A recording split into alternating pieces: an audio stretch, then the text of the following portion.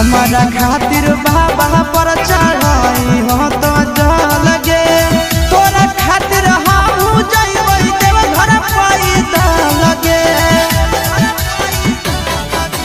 हमारा खातिर बाबा पर चढ़ाई हो तो लगे तोरा खातिर हम जइबै देव घर पैदा लगे।